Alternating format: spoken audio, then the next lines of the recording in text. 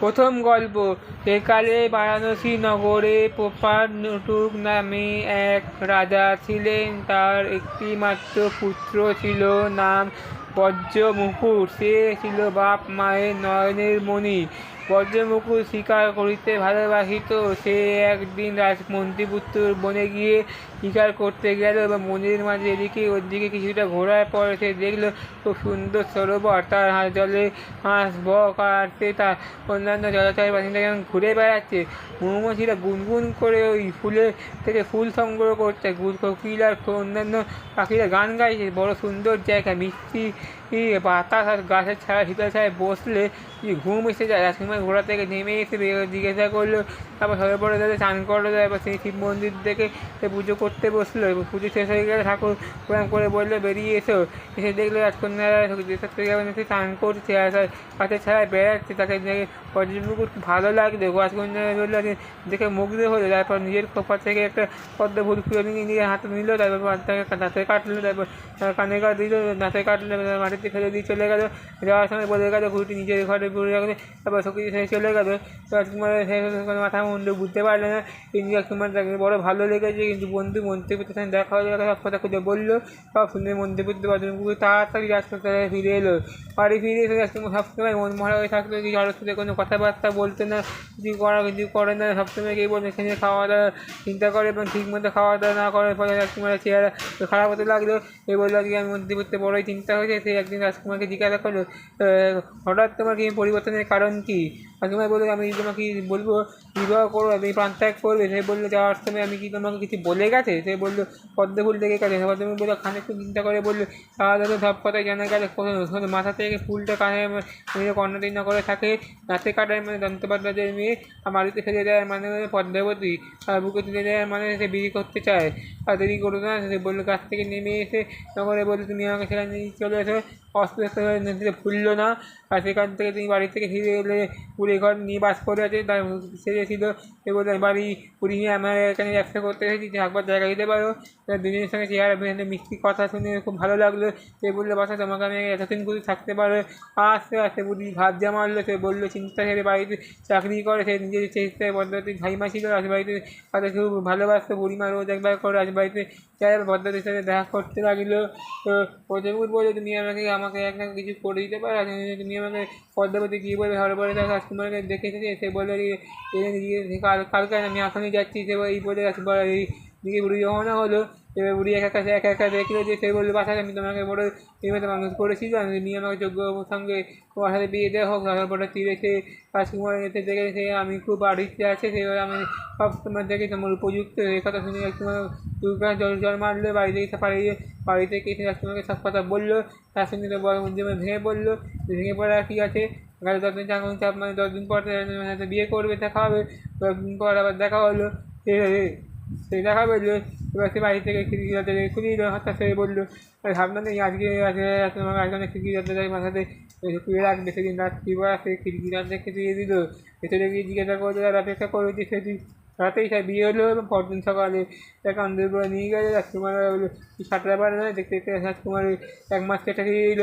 একদিন রাজকুমার বললো, দেখো আজকে আমার মন ফুটলে তোমাকে আমি একটু ভালো বলবে কি, 1 মাস হয়ে গেলো যদি কোনো খবর পাচ্ছি না, তোমরা কেমন কী করছে তা একবার জানাবে। রাজকুমার বললেন, তুমি ভালো অন্যায় করেছো, আমি কি তোমাকে মিথ্যে কথা বলে বেড়াচ্ছি? তুমি কি সেগুলো তার কাছে ক্ষমা চাইতে এসেছে? দীর্ঘদিন পরে বিদ্যুৎ জলে এলো।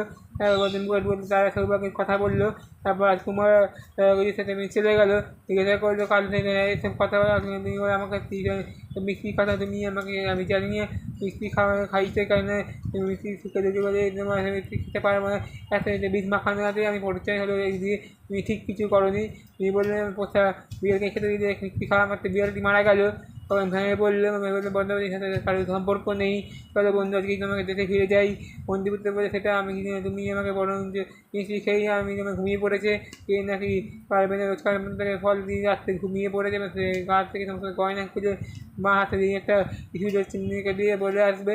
তুমি বলে কথার মধ্যে কিছু করো। পরদিন বললো শ্মশানে কি বললো তুমি আমাকে পুরো শিক্ষা দিয়েছিলে, আমি রাজপুত্র তুমি আমাকে বাহির করতে আসে সরকার বলে গয়না কিছু বিক্রি করো, কেউ রাজকুমার এই গয়না কিনতে পারলে তুমি তাহলে তোমাকে আমি ছেড়ে দেবো। ঘটনা তাই ঘটলো। তাছাড়াও গয়না কেউই চিনতে পারবে না, গুলি সব হাতে করা নক্ষত্রকেন্দ্রের এই রাজপুত্র এবার মন্ত্রীপুত্র বন্দি করে নিয়ে গেলে সন্ন্যাসী বের করে মন্ত্রীপুত্র তাদেরকে বললো, মহারাজ গতকাল রাত্রিবেলা আমি আপনাকে ডাকে মন্ত্রে সিদ্ধান্ত করেছিলাম আমার সেখানে সমস্ত গয়না খুলে গেছে, আমি ওনাকে বাঁ হাতে কিছু দিয়ে রেখেছি। এ বললো আজকে আমি তো দেখো আজকে আমি তোমাকে চিহ্ন রাখা আছে কি না, আমি বললো দেখো হ্যাঁ একটা চিহ্ন রাখা আছে। এই কথা শুনে রাগে অন্ধ হয়ে গেল। রাজকুমার বললো তোমাকে গভীর বনে ছেড়ে দিয়ে আসা হোক। এখানে রাজকুমার বললো যে আমি সেখানে ছেড়ে দিয়ে এসে এলো, গিয়ে গাছতলায় বসে আছে, মনের দুঃখে সে কাঁদছে। তারপর গাছ থেকে শান্ত হয়ে রাজকুমার গাছে পিঠে তুলে দেশে চালনা করে। আর বললো যে এতদিন পর তাদের দেখে ছেলে বউকে ফিরে আলাদা আটখানা হয়ে গেল। রাজকুমার আনন্দের কোনো উৎসাহ পাওয়া গেল। গল্প শেষ করে বললো মহারাজ এবার বলো যে পদ্মবতী যন্ত্রপাতি সবচেয়ে অপরাধ দিকে রাজা যন্ত্রপাতি কেন বেতন প্রশ্ন করলো। কারণ পদ্মবতী শত্রুতা সেরেছে চেষ্টা করে যাওয়ার মধ্যে মনে নীতি ব্যবহার করেছিল, মারার বলে কোনো দোষ ছিল না। ইংল্যান্ড থেকে তিনি বিচার ভুলে এখানে নির্বাচনে দণ্ড দিলেন এবং সঠিক মৃত্যু আবার আগের মতো ওখানে ফিরে এলো। আবার সেই গেল, আবার খালি পুনরায় রওনা হলো। বিড়ালটা দ্বিতীয় গল্প শুরু করলো।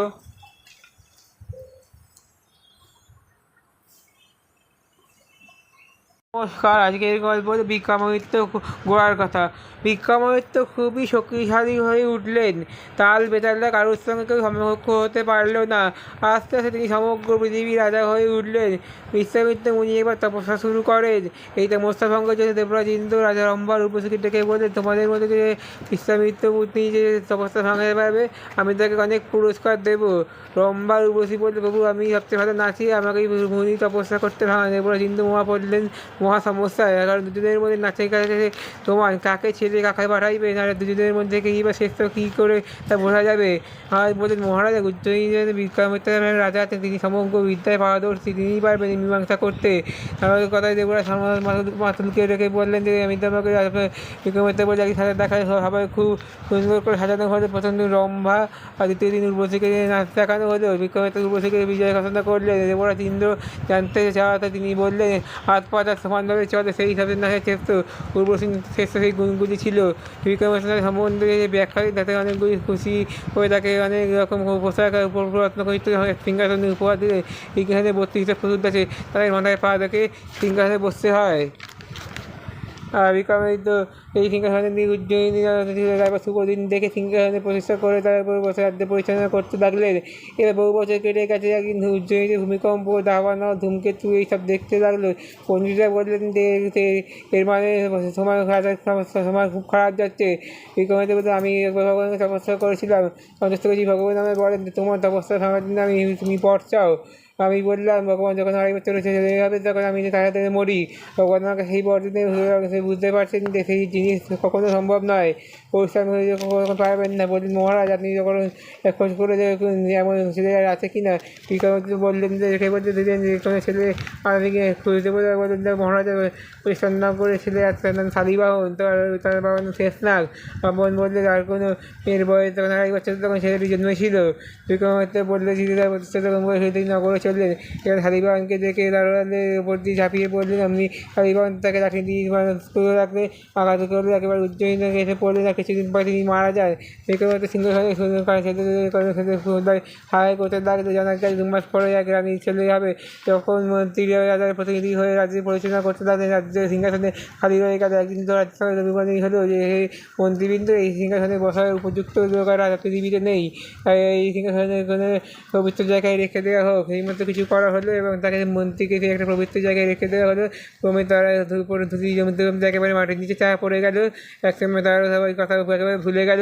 এই ঘটনা অনেক বছর ভুলে গেলে উজ্জয়িনী থেকে একেবারে শুরু করলে সেখান থেকে সেখানে অনেক শস্য তৈরি করে দিল, অনেক শস্য হলো, দু জায়গায় তৈরি করা হলো, অনেক করে পাখি তাড়ানো করা শুরু হলো।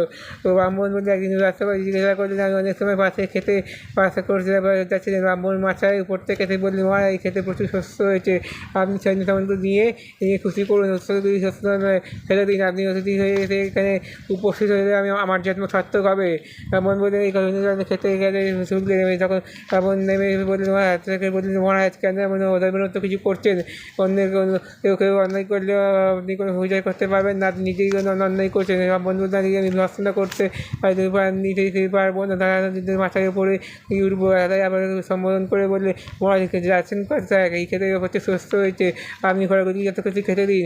ব্রাহ্মণের কথাগুলি শুনে হচ্ছে খেতে দিলেন, আর ব্রাহ্মণকে ডেকে মাথা থেকে নেমে এসে আবার আগের মতো কথা বলতে লাগলেন।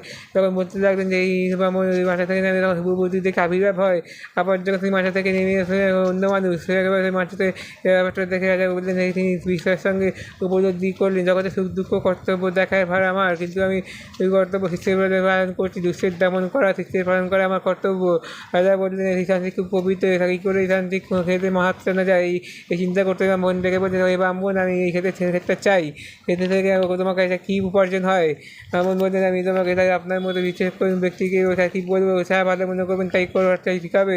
রাজা বললেন, আজকে আমি সেই জ্ঞানরত্ন আদেশ করে দিলেন, এক মানুষ সে সমান একটা মানুষ সে সমান ঘোরা হয়ে যাবে, সুন্দর পাথর দেখা যাবে, নিচে থেকে রত্ন খরিত অতি সুন্দর একটি সিংহাসন দেখতে যাবে, সিংহাসনে 32টা পুতুল রয়েছে, সিংহাসনে দেখে আসতে পারে, খুশি হলে রাজনীতিতে নিয়ে যাওয়ার জন্য সিংহাসনে উঠতে পারবে গেলেন, কিন্তু কিছুতেই ওঠা গেল না। রাজা বললেন, মন্ত্রী এই ব্যাপারটা কী? বললেন, উঠে দেখেন কি? মন্ত্রী বলে আছেন, আপনি বলি যে বৌমার পুজো করার বলে হবেন না, কথা শুনে বইকে বলবেন যে ভিক্ষা আমাদের বিধানের মতো সমস্ত অনুষ্ঠান করলেন। তখন সেই সিংহাসনে হালকা হয়ে উঠে লাগলেন এবং রাজা বললেন, এই সিংহাসনে কিছুতেই হয়ে যাবে না, কিছুতেই বললেই এটা সম্ভব হলো, কিছু বুদ্ধিমানের হতো ভাবলো পরম সৌভাগ্য, মন্ত্রী যে নিজের বুদ্ধিতে নয় এই অপরকে কি দেবে, সেই সর্বনাশ হয়। আপনি বুদ্ধিমান হয়ে অন্যের কথা শোনেন, সুতরাং আপনার কোনো দিনই কোনো অসুবিধে হবে না। মন্ত্রীর কথায় সাই শুরু করলে সৎপথে সেই পৌঁছানো হলো। রাজা বললেন, আমি অন্য কিছু করতে পারবো না, তুমি কর্তব্য করো। যখন নন্দী বসতে যাতে ব্রাহ্মণ শুরু করলেন, সেই কথাই শুনতে লাগলেন সারা জীবন ধরে।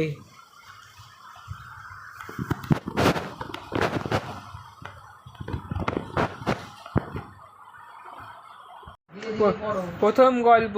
সেকালে বারাণসী নগরে প্রপার নটুক নামে এক রাজা ছিলেন, তার একটি মাত্র পুত্র ছিল, নাম বজ্রমুকুট। সে ছিল বাপ মায়ের নয়নের মণি। বজ্রমুকুট শিকার করিতে ভালোবাসিত। সে একদিন মন্ত্রীপুত্র বনে গিয়ে শিকার করতে গেল এবং বনের মাঝে এদিকে ওদিকে কিছুটা ঘোরার পর সে দেখলো খুব সুন্দর সরোবর, তার জলে হাঁস, বক আর তার অন্যান্য জলচর প্রাণীরা যেমন ঘুরে বেড়াচ্ছে। মৌমাছিরা গুনগুন করে ওই ফুলের থেকে ফুল সংগ্রহ করছে, কোকিল আর অন্যান্য পাখিরা গান গাইছে। বড় সুন্দর জায়গা, মিষ্টি বাতাস আর গাছের ছায়া, শীতল ছায়ায় বসলে ঘুম এসে যায়। রাজকুমার ঘোড়া থেকে নেমে এসে জিজ্ঞাসা করলো, তারপর সরোবরে তাদের স্নান করলো, তারপর সেই শিব মন্দির দেখে সে পুজো করতে বসলো। পুজো শেষ হয়ে গেলে ঠাকুর প্রণাম করে বললো, বেরিয়ে এসো। এসে দেখলো রাজকন্যারা এসে স্নান করছে আর গাছের ছায়ায় বেড়াচ্ছে। তাকে দেখে বজ্রমুকুট ভালো লাগলো। রাজকন্যারা বললো, দেখে মুগ্ধ হলো। তারপর নিজের খোপা থেকে একটা পদ্ম ফুল খুলে নিয়ে নিজের হাতে নিল, তারপর দাঁতে কাটলো, তারপর কানে কাট দিল, দাঁতে কাটলো, মাটিতে ফেলে দিয়ে চলে গেলো। যাওয়ার সময় বলে গেলো ফুলটি নিজের ঘরে পড়ে রাখলে, তারপর সখী চলে গেলো। রাজকুমারের মাথা